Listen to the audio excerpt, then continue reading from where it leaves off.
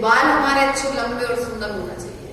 इसके परिश्रय के लिए, इसके लिए आप लोग कितने दिनों रात कुछ ना कुछ करते रहते हैं।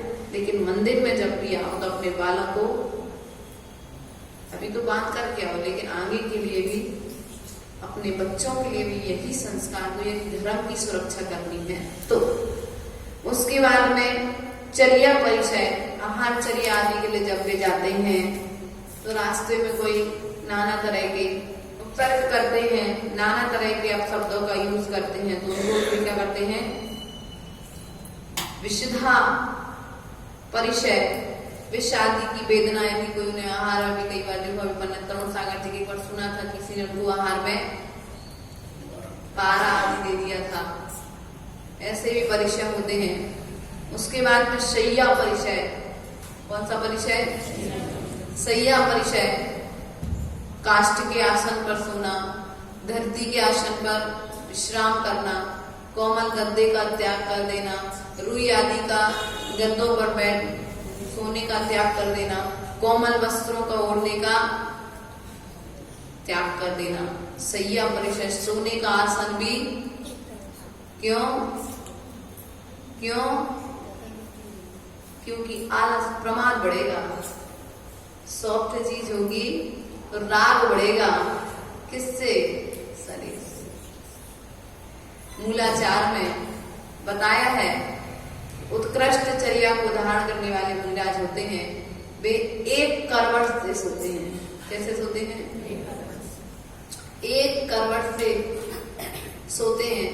और जब भी सन्मति सागर जी का उदाहरण आचार्य गुरुदेव देते थे, बताते थे कि सन्मति सागर महाराज जी रात को सोते थे, जितनी बार उन्हें करवट लेनी पड़ती थी उतनी बार मार्जन करना पड़ता था। अगर अभी अपन एक करवट से सोए और लेफ्ट साइड में करवट लेना है तो पहले जब उतना पाटे का मार्जन और अपने शरीर का मार्जन, की शरीर पर भी कोई जीव जंतु आकर के ना बैठ गया हो, तब वे दूसरी करवट में जाते थे और जितनी बार करवट उतनी बार मार्जन करना पड़ता था। तो ऐसे शैया परिचय आदि को मुनिराज सहन करते हैं, अपने क्रोध को जीतते हैं। किसको जीतते हैं, क्रोध परिचय। उसके बाद में बल परिचय, याचना परिचय, अपने पास कोई वस्तु नहीं है, नहीं मांगेंगे, आवश्यकता से अधिक वस्तु रखेंगे नहीं, और वस्तु नहीं होगी तो हम दूसरे से याचना परिचय मुनिराज पालन करते हैं।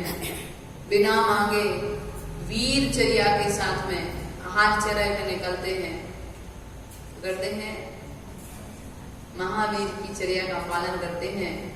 भीख मांगने नहीं आते हुए, वीर चर्या का पालन करते हैं। हाँ,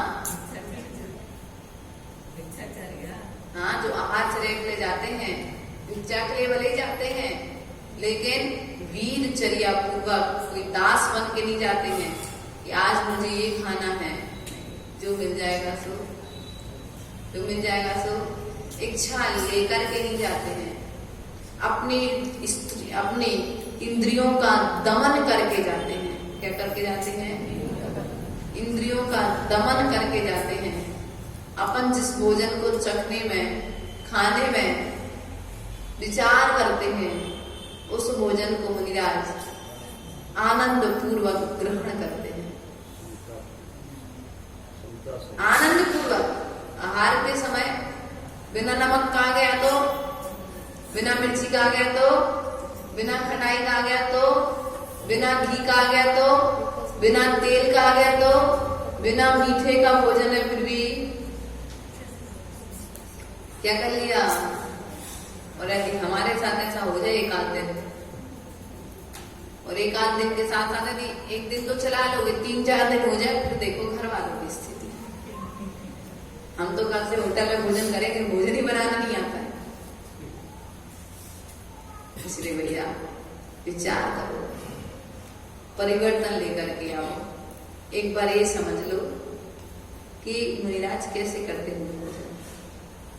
पन्नालाल साहित्याचार्य जी का एक किस्सा बताते, अभी मैं सागर में थी, उनके सुपुत्र से मिली तो पन्नालाल साहित्याचार्य जी रोज मंदिर से नियम लेकर के जाते थे, भोजन में कुछ ना कुछ त्याग करके जाते थे, लेकिन अपनी पत्नी को बताते नहीं थे। क्या दादी? पन्नालाल साहित्याचार्य जी भी ज्यादा समय नहीं हुआ, कुछ समय पहले उनका समाधिकरण हुआ, समाधिकरण जैसा जो भी। तो उनका उनके सुपुत्र उदाहरण बताया कि मंदिर से जब भी वो घर आते थे और घर में आने के पश्चात में वे अपने मंदिर से भोजन आदि संबंधी नियम लेकर के आते थे और आहार को बैठ जाते थे। एक बार उन्होंने नियम ले लिया कि पहली बार में जो परसेंगे वही खाएंगे। तो पति ने क्या किया, भाई एक रोटी परस दी, अब पता तो था नहीं, एक रोटी परस दी और थोड़ी सी मूंग की दाल दे दी और जो बन गया सो जल्दी जल्दी गरम गरम परस दिया कि जब तक ये करेंगे भोजन तब तक हम और परस देंगे। उन्होंने परसा, उन्होंने किया और दूसरी बार के लिए मना कर दिया। तो कभी अपनी रचना इंद्रिय को कंट्रोल में करने के लिए ऐसे भी नियम लेकर के जाना चाहिए। कभी नमक का त्याग कर देते, कभी मीठा का त्याग कर देते थे, कभी तेल और घी का त्याग कर देते थे, कभी दूध का त्याग कर देते थे।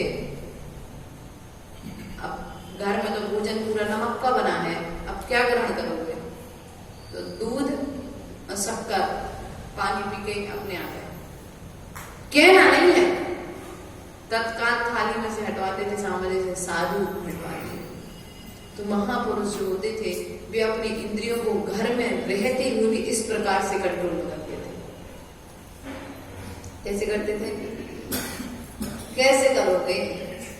कर दो आज का नमक का त्याग, होगा मिलेगा, हमारे भाग्य में होगा तो मिल जाएगा, नहीं होगा तो। लेकिन ऐसा भी नहीं करना बीपी लो हो जाए तो शाम को बाटल चढ़वानी पड़े। हाँ, माता जी ने कहा था घर में रह करके करना।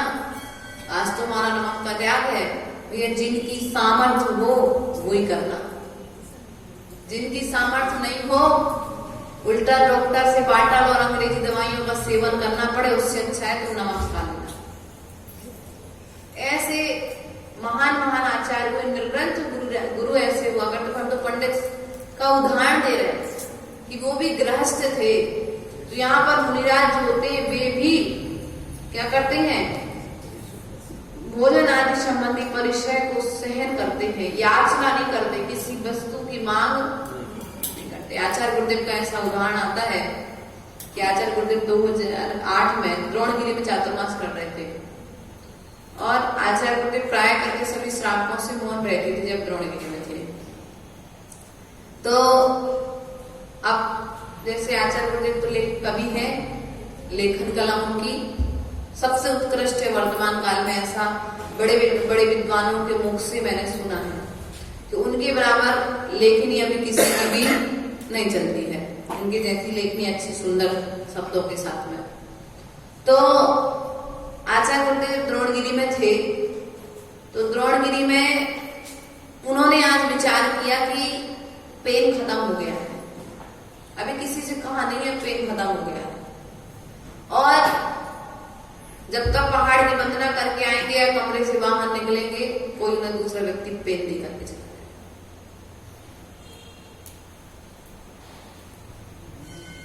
क्या देकर के चला जाएगा? किसी से नहीं कहा, अभी किसी को पता नहीं है। और फिर आचार्य गुरुदेव की विशेषता है, गूढ़ रहस्य है ये, कि यदि कोई पेन खत्म हो जाए, कोई डायरी चाहिए या कोई वस्तु सेल आदि घड़ी की खत्म हो जाए कुछ भी, तो कहते नहीं है कि ये चीज ला के दे दो, खाली पेन पकड़ा देंगे। यदि तुम समझदार होगे तो भरा पेन ले आओगे, और समझदार नहीं होगे तो खाली पेन को ले जाकर के बाहर।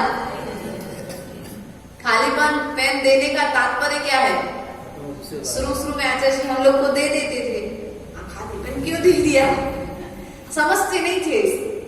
लेकिन बाद में फिर आचार्य जी इस बात का गूढ़ रहस्य बताया। इसका तात्पर्य ये है कि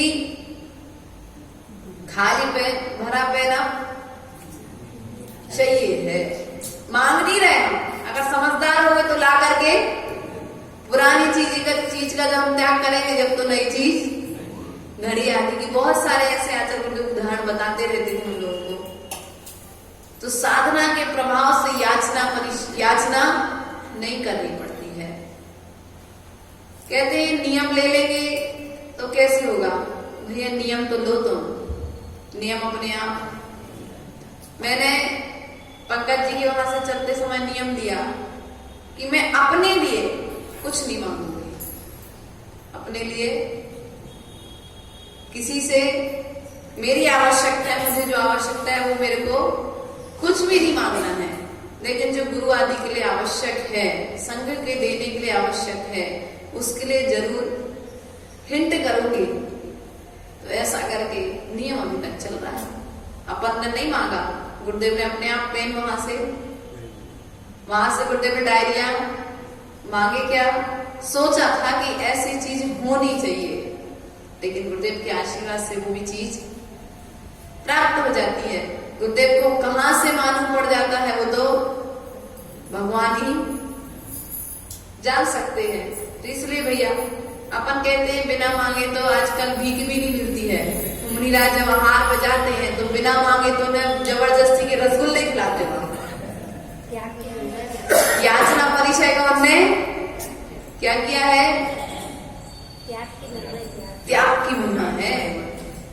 कहते बिना मांगे तो भीख भी नहीं मिलती। आप तो रोटी की बात करते हो, सामान की बात करते हो। नहीं भैया, मुनिराज को श्रावक बिना मांगे सोने की माला दे जाते हैं। दे जाते कि नहीं जाते? दे जाते। नाना तरह की सामग्री कैसे मिलती? मुनिराज का त्याग है, इसलिए श्रावक दे करके चले जाते हैं। मुनिराज मांगते नहीं है, भोजन में वो मांगते नहीं है, लेकिन उन्हें बिना मांगे यहाँ मिल जाता कि नहीं मिल जाता। इसलिए याचना परिचय का हमें भी पालन करने का प्रयास करना चाहिए। आज हम मांग के नहीं खाएंगे, त्याग नहीं करेंगे, लेकिन हम घर में मांग करके नहीं खाएंगे। नमक कम है, मांगते थे कि अभी तो दिया, काय को खा ला देगा, ले ले और ले ले। अभी तो दिया, तब काय को खा रहे। ऐसी माता यदि हो जाए, हो गया घर का काम। माता तो वो होती है, ऐसा होता है माता जी, अगर कहते क्या है तो वोट देंगे जबरदस्ती से। हाँ, खाना होगा के बस अब बाद में मिलेगी। इसलिए विचार करो, याचना परिचय का पालन करने का प्रयास करो। याचना ना करेंगे ऐसा आज का नियम ले लो कि आज जो थाली में आएगा वही खाएंगे। थाली में जो आएगा वही करेंगे।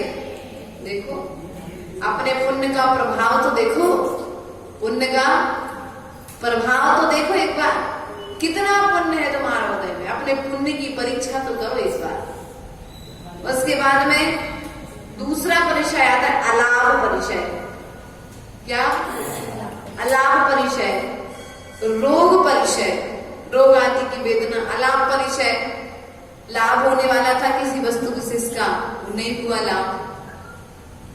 अलाभ परिचय, रोग परिचय, शरीर में किसी प्रकार का रोग हो गया, उसकी वेदना को, स्वास्थ्य ठीक नहीं है, नहीं भैया चलो कुछ स्वाध्याय तो हो जाएगा। वेदना है शरीर में, लेकिन फिर भी ऐसे ऐसे मुनिराज हुए, कुष्ठ रोग हो गया, लेकिन अपनी मुद्रा में वादिराज मुनिराज अपनी साधना में लीन रहे हुए। किस विश्वास के साथ? ये रोग आया कर्म लेकर के आया है।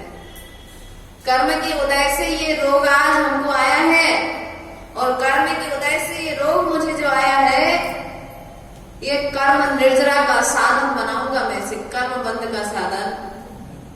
यदि हमको पेट में दर्द हो जाए तो घर में हाय हाय हाय हो जाती है सबको। दिनों रात डॉक्टर, दवाइयां, बॉटल, इंजेक्शन, 2-4-8 दिन के लिए धर्म।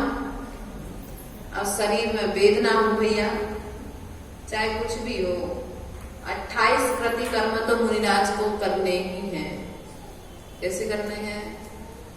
निर्दोष तरीके से 28 प्रतिकर्मों का पालन तो की वेदना को भी भस्मक व्याधि आर्य नंदी मुनिराज जो थे